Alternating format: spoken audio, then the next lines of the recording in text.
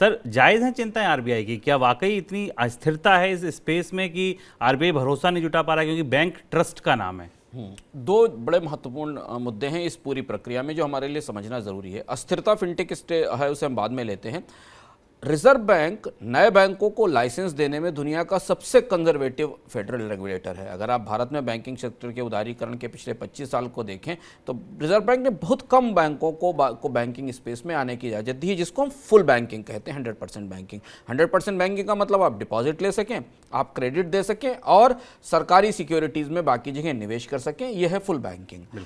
कोशिश ये हुई बार बार रिजर्व बैंक से कि पार्शियल बैंकिंग, सेमी बैंकिंग के रास्ते में लाया जाए, जिसमें क्रेडिट के साइड से शैडो बैंक्स आए, एनबीएफसीज, जिनका किस्सा हम खत्म होता देख रहे हैं। अब शैडो बैंकिंग का दौर सिमट रहा है। दूसरी कोशिश पेमेंट साइड से आरबीआई ने की, जब पेमेंट बैंक्स को लाइसेंस दिया गया कि उन्हें सिर्फ पेमेंट का काम दिया जाए। वो डिपॉजिट नहीं ले सकते, क्रेडिट नहीं ले सकते, वो केवल पैसा लेंगे आपसे और पेमेंट करेंगे, और उसमें जो उनकी फीस होगी वो एक फीस चार्ज करेंगे। ये पूरी प्रक्रिया बैठ गई क्योंकि फिनटेक उसके साथ आ गया था। पेमेंट बैंक की किसी को जरूरत नहीं थी, मोबाइल वॉलेट आ गए। तो रिजर्व बैंक की पहली सबसे बड़ी चिंता इस पूरे प्रक्रिया में यह है, NITI Aayog full fledged bank चाहता है। डिजिटल बैंक्स भी आम बैंक होंगे। अब तो आम बैंक ही डिजिटल बैंक हो गए हैं। तो आप ये कैसे फर्क करेंगे कि SBI, HDFC, ICICI digital bank नहीं है? वो भी ऑलमोस्ट डिजिटल बैंक है, मोबाइल पर चलते हैं। अब तो लोग बैंकों की ब्रांच या शाखाओं में नहीं जाते हैं, उनके सारे ट्रांजेक्शन हुए।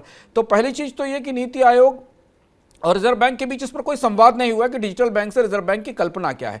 जिस डीबीयू की बात की गई वो मौजूदा बैंकों की डिजिटल बैंकिंग यूनिट्स हैं, जो मौजूदा बैंक अभी कमर्शियल बैंक्स काम कर रहे हैं, सरकारी और निजी क्षेत्र के।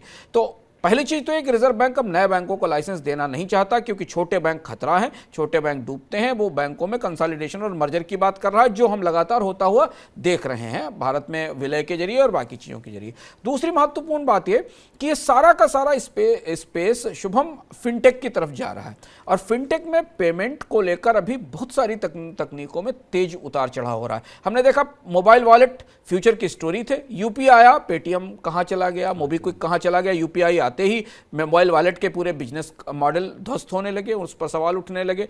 यहां तक कि डेबिट कार्ड के मॉडल्स ध्वस्त होने लगे। लोगों ने डेबिट कार्ड का इस्तेमाल करना कम कर दिया, क्योंकि वो ऑनलाइन पेमेंट यूपीआई के जरिए करने लगे।